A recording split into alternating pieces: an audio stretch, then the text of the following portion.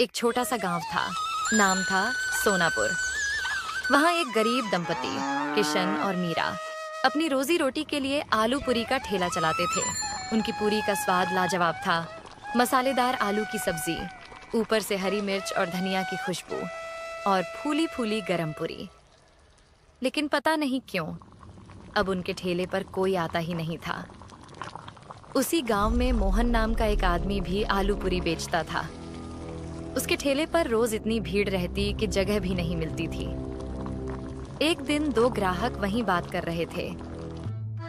अरे भाई, ये मोहन की पूरी में वो बात नहीं है। स्वाद तो किशन वाली पूरी में है, पर जाने क्यों पैर खुद ब खुद मोहन के ठेले की ओर खिंच जाते हैं। सही कहा रे। पहले तो रोज किशन की पूरी ही खाते थे। उसकी आलू की सब्जी में जो तीखापन था वो तो मजा दे देता था। अब तो बस मन ही नहीं करता उसके ठेले पर जाने का। उधर किशन अपने ठेले के पास अकेला खड़ा चुपचाप सब सुन रहा था। वो मन ही मन बोला, पहले तो मेरे ठेले पर भी भीड़ लगती थी, अब सब मोहन के पास क्यों जा रहे हैं? क्या उसने कोई जादू कर दिया है क्या? उस रात मोहन ने अपना ठेला जल्दी समेटा।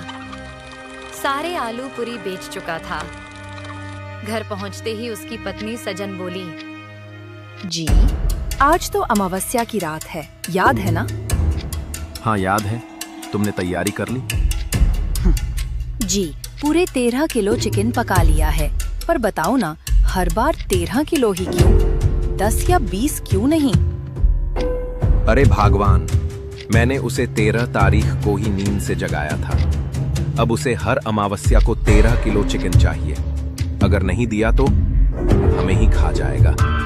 सजन कांप गई। क्या? आपने उसे जगाया क्यों? मोहन धीरे से बोला, पगली, उसी की वजह से तो हमारी पूरी बिकती है, वरना हम भी किशन की तरह बैठे रहते। उसके कारण ही हमारे अच्छे दिन आए हैं, उसका शुक्र मानो। दोनों कुछ देर खामोश रहे। बाहर हवा में अजीब सी सिहरन थी। फिर मोहन बोला, चलो अब सो जाओ, मैं जाकर उसको चिकन खिलाकर आता हूँ।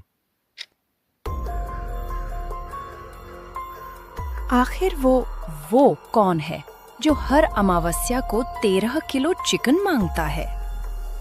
अगली सुबह सूरज की किरणें गांव की पगडंडियों पर फैल चुकी थीं। मोहन अपने ठेले को चमका रहा था। तेल गर्म हो चुका था और पूरी तलने की खुशबू पूरे चौराहे में फैल रही थी। उसके चेहरे पर वही आत्मविश्वास था। आज फिर भीड़ लगेगी। उधर किशन अपने ठेले पर उदास बैठा था। बर्तन सजे थे, आलू की सब्जी तैयार थी, पर ग्राहक कोई नहीं।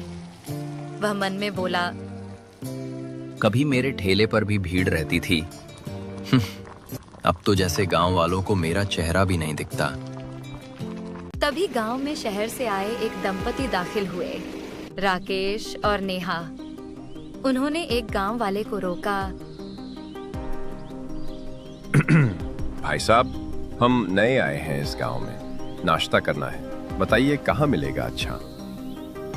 सबसे बढ़िया नाश्ता तो मोहन के ठेले पर मिलता है, यहीं पास में है। दोनों ने शुक्रिया कहा और चल पड़े। जब वे मोहन के ठेले के पास पहुंचे तो वहां भारी भीड़ लगी थी। अरे जी, यहाँ तो बहुत भीड़ है, कितना इंतजार करें। सही कहा, चलो कहीं और देखते हैं। तभी नेहा की नजर पास में पड़े एक सुनसान ठेले पर पड़ी। देखो उधर, वो ठेला कितना साफ है और खुशबू भी कितनी अच्छी आ रही है। हाँ चलो वहीं चलते हैं। वो दोनों किशन के ठेले पर पहुंचे। किशन ने उन्हें देखकर मुस्कुराते हुए कहा, आइए सर, मैडम गरम गरम आलू पूरी दूं?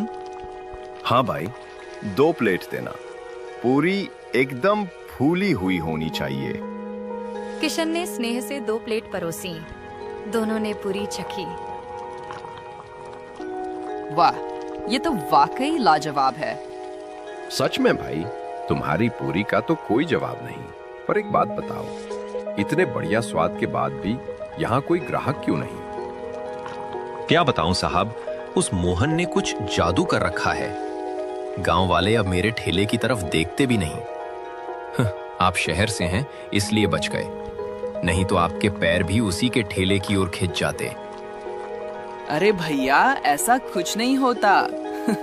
अपने कर्म देखिए, जादू टोने पर क्यों दोष डालते हैं। इतना कहकर दोनों चले गए, पर उधर मोहन यह सब दूर से देख रहा था। वह तुरंत अपना ठेला समेटकर जंगल की ओर निकल गया। अंधेरा घिरने लगा था। जंगल के भीतर वह एक पुरानी गुफा में दाखिल हुआ। भीतर से कुछ मंत्रों की आवाज आई। हवा भारी हो गई और ठीक 10 मिनट बाद वह पसीने से तर हाँफता हुआ बाहर निकला।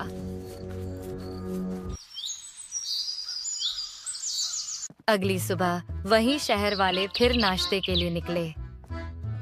सुनो जी, पता नहीं क्यों मेरा मन उस मोहन के ठेले पर जाने का कर रहा है। अरे मेरा भी। कल तो मैंने कहा था वहां भीड़ ज्यादा है, फिर भी मुझे आज वहीं जाने का मन कर रहा है। दोनों हंसते हुए सीधे मोहन के ठेले पर पहुंचे। किशन दूर से यह सब देख रहा था। उसका चेहरा सफेद पड़ गया। तो अब उन पर भी जादू चल गया। जब राकेश और नेहा नाश्ता करके लौट रहे थे तो रास्ते में गांव के मुखिया मिल गए। कैसे हैं शहर वाले बाबू? कैसा लगा हमारा गांव? बहुत प्यारा गांव है मुखिया जी।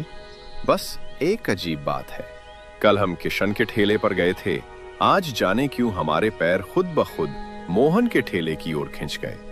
कुछ तो अजीब है उस ठेले में। अरे नहीं बाबूजी, कुछ अजीब नहीं। मोहन के आलू पूरी का स्वाद ही ऐसा है कि लोग खुद खिंच जाते हैं। पर राकेश और नेहा जब आगे बढ़े तो दोनों के मन में एक ही सवाल गूंज रहा था, क्या सचमुच स्वाद खींचता है या फिर मोहन का कोई रहस्यमयी राज? शाम का समय था। किशन अपने घर में चूल्हे के पास बैठा था कि तभी दरवाजे पर दस्तक हुई। दरवाजा खोला तो सामने राकेश और नेहा खड़े थे। अरे सर, मैडम, आप यहाँ मेरे घर पर?